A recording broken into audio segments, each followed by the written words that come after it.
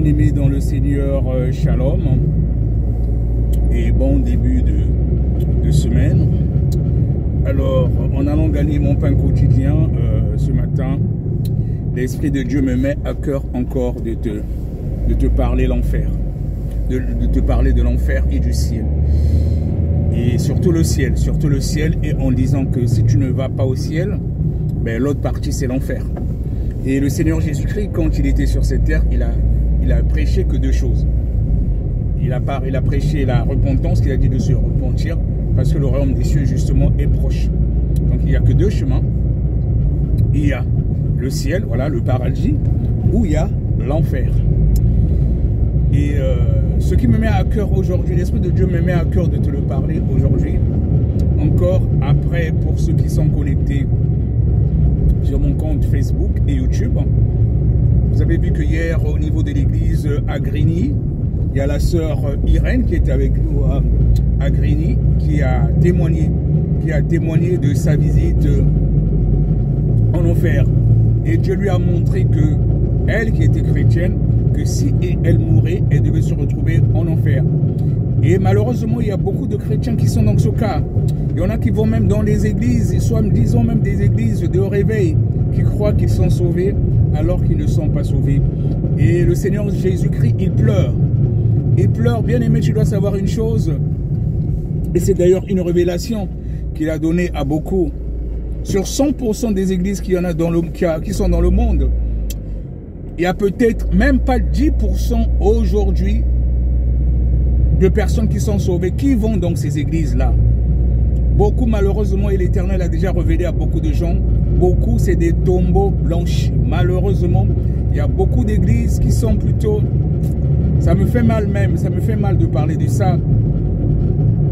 Qui sont plutôt des endroits qui conduisent le peuple de Dieu en enfer. C'est-à-dire que tu vas dans une église, tu crois partir pour le salut, alors que ton âme est déjà vendue. Et d'autant plus qu'il y a beaucoup de serviteurs de Dieu de nos jours qui ont signé des pactes, qui sont dans des relents, dans la Kabbale et dans des relents maçonniques et je ne sais quoi, qui ne servent plus le véritable Dieu. C'est-à-dire qu'il y a des églises où tu vas, dès que tu mets tes pieds déjà, ça me fait mal même de parler de ça. On a déjà pris ton âme. Et c'est pour ça que vous remarquerez que certaines églises, peu importe ce que certains vont entendre, que le pasteur a fait telle chose ou machin, ils sont toujours là comme des moutons parce que leurs âmes sont déjà emprisonnées quelque part. Tu as beau entendre des scandales sur ton pasteur, même en regardant même la Bible, tu vois qu'il y a des choses qui ne correspondent pas à la parole de Dieu, même les agissements du pasteur. La Bible dit qu'on les reconnaîtra par leurs fruits. Malgré ça, les gens, ils continuent à partir. C'est parce que leurs âmes sont déjà emprisonnées quelque part. Et cela me fait très très mal. Cela me fait mal et quand j'ai encore suivi hier le témoignage de notre sœur Irène qui a visité l'enfer et j'ai introduit avec l'histoire du riche homme et Lazare.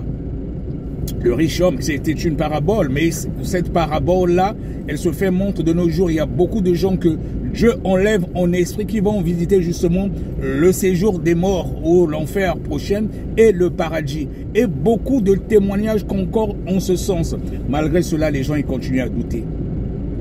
Donc cette parabole qui est dans la Bible, le riche homme disait, comme lui-même il a été témoin de ce qui va réellement se passer, il dit d'aller prévenir les membres justement de sa famille et tout, afin qu'ils ne viennent pas dans l'endroit où il a été. La sœur Irène, hier à Grigny, quand elle témoignait, elle a dit la même chose.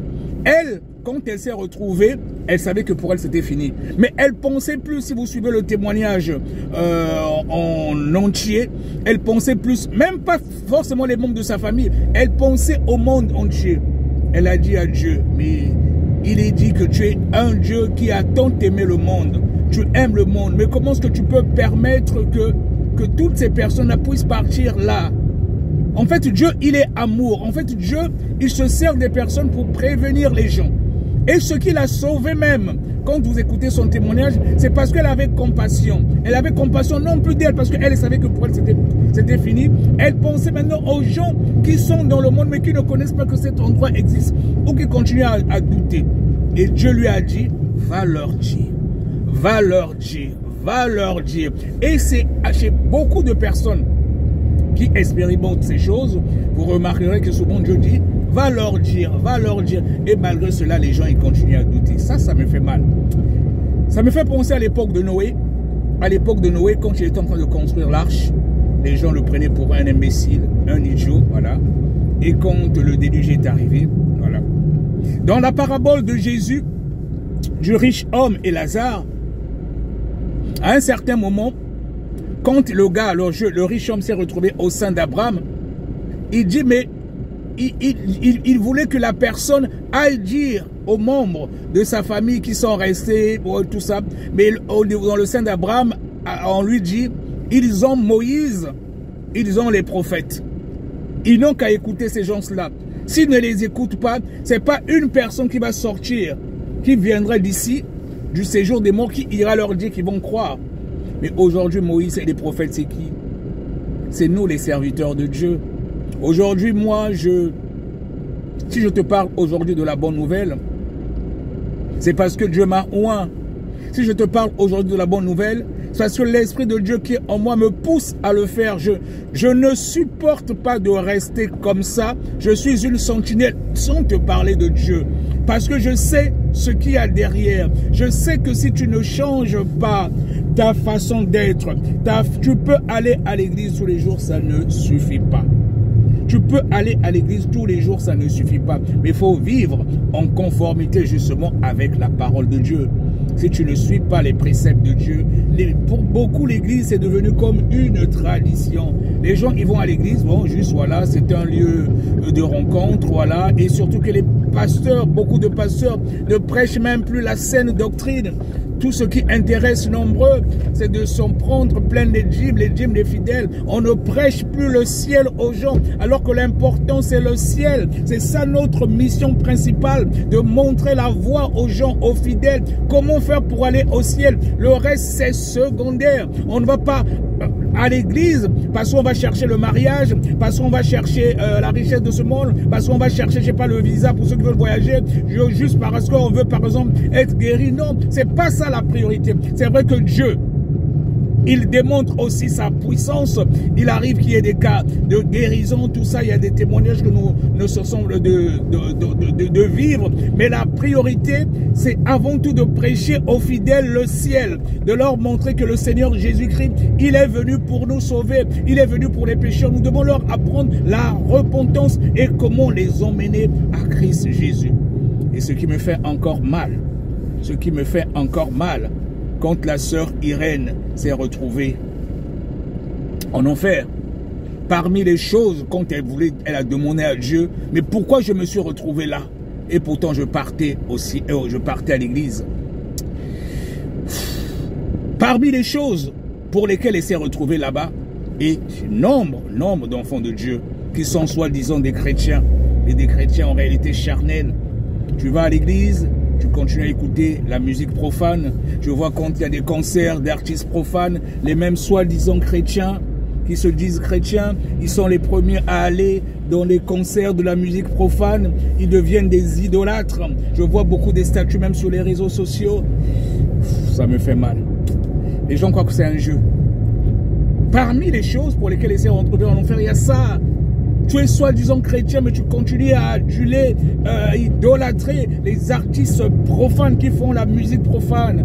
Il faut sortir dans ça, mon frère. Je ne suis pas là pour te juger. Ça me fait mal parce que les pasteurs ne prêchent plus la vérité. Un enfant de Dieu ne peut pas écouter la musique profane, c'est pas possible. Quand tu écoutes la musique profane, il y a des démons qui sont liés à cette musique, qui viennent, qui rentrent dans ta maison. Et à force d'écouter cette musique, ils habitent en toi. Et c'est pour cela que certains commencent à s'habiller aussi comme ces artistes-là. Et même dans les comportements. Et ce sont des démons qui vous envahissent dans vos maisons. Ça me fait mal, ça me fait mal. Et en dehors de cela, parmi les choses, les critères qui ont fait qu'elle se retrouve à l'enfer, Dieu lui a parlé aussi de tout ce qui est faux. Quand on vous parle de la sanctification totale, Dieu est saint. La sainteté est le premier de ses attributs. Il ne veut pas que les femmes mettent tout ce qui est faux. Tout ce qui est faux, les faux cheveux, les faux cils, tout ce qui est faux, ça vient du monde des eaux. Vous croyez que vraiment ça me fait plaisir de parler de cela? Mais parce que ça me fait mal. Vous croyez que vraiment je n'ai rien à faire? Parce que l'Esprit de Dieu me pousse à le faire, ma soeur. Tu es servant de Dieu. Tu continues à mettre tout ce qui est faux. Dieu n'est pas là. Les dons ne sont qu'une grâce. Aujourd'hui, tu meurs avec ça. Je te garantis, tu n'iras pas au ciel. Il y a beaucoup de témoignages en ce sens. Ça me fait mal. Ça me fait mal. Les dons ne sont qu'une grâce. Ce n'est pas tes dons qui vont t'emmener au ciel. Ce n'est pas parce que tu prophétises que tu iras au ciel. Ce n'est pas parce que tu pries pour quelqu'un 2 fois parfois, la personne est guérie. Ce n'est pas ça qui va t'emmener au ciel. Quand les disciples de Jésus ont commencé à chasser les démons, ils étaient dans la joie. Le Seigneur Jésus a dit, ne vous réjouissez pas de ce que vous chassez les démons. Réjouissez-vous de ce que vos noms soient inscrits dans le livre de vie. C'est ça le plus important. Et c'est pour ça que beaucoup, au dernier jour, ils seront là devant le trône de Dieu. J'ai fait ceci en ton nom, j'ai fait cela en ton nom. Dis, je t'ai jamais connu. Je t'ai jamais connu. Ça me fait mal. Mais je tenais quand même à parler parce que l'Esprit de Dieu me pousse encore à le dire aujourd'hui. En tant que sentinelle, c'est mon devoir de te dire que la mort peut arriver à n'importe quel moment. S'il y a un seul péché en toi que tu n'as pas répandu, c'est l'enfer. Ton pasteur ne te le dit pas, mais je suis obligé de te le dire. Je suis une sentinelle, je suis un serviteur de Dieu, je suis un oint de Dieu. Je ne te le dis pas parce que ça vient de moi-même. Ceux qui ont connu le Bertrand d'avant et le Bertrand de lui, ça n'a rien à voir. Je ne me suis pas improvisé serviteur de Dieu ou évangéliste ou pasteur. Je suis consacré par Dieu lui-même. Ça ne vient pas de moi. Ceux qui m'ont connu avant, ils vous diront que ce n'est plus la même personne. Et même ceux qui vivent avec moi. Et même quand il y avait même une vidéo que j'avais postée ici, quand je suis parti dans l'église de mon jeune frère, le pasteur Prince Kisangou, qui est aussi un pasteur. Il dit même que je suis devenu même plus radical qu'eux qui sont là depuis longtemps. Mais parce que c'est pas moi, c'est le Saint-Esprit en moi. Je ne viens pas pour m'amuser sur les réseaux sociaux. Je viens te prêcher le ciel. Et oh là là, mon but c'est que tu sois sauvé. On ne t'enseigne pas la parole véritable lorsque tu vas. Si tu es dans une église qui ne te prêche pas la repentance, le ciel sort de là. Tu es dans un tombeau blanchi qui te conduira en enfer. Si on ne te parle que de mariage, on ne te parle que de prospérité, tu sors de ces églises-là, des tombeaux blanchis. On doit te prêcher la repentance et le ciel. Les vrais serviteurs de Dieu, c'est ce qu'ils prêchent. Parce qu'on n'est que passagers. Du jour au lendemain, le Seigneur Jésus peut venir comme un voleur. Mais où passeras-tu ton éternité? Et sache que l'enfer, c'est pour l'éternité. Le paradis, c'est pour l'éternité. À cause des biens éphémères de ce monde, tu veux rater ton éternité? Tu veux rater ton éternité à cause des biens éphémères de ce monde?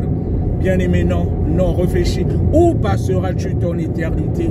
Où passeras-tu ton éternité? Je ne vous cache pas, mes bien-aimés, je peux même être pauvre aujourd'hui, ne plus rien avoir dans ce monde. Du moment où je suis sauvé, c'est cela désormais ma priorité.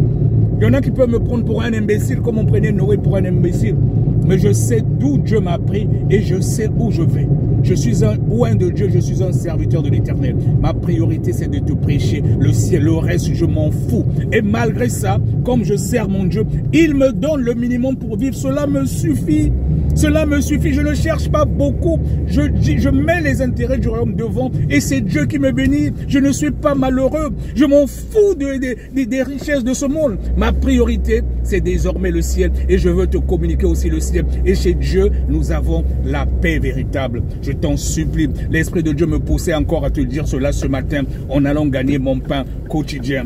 N'oublie pas que l'important, c'est le ciel. Nous ne sommes que des passagers sur terre, cette terre.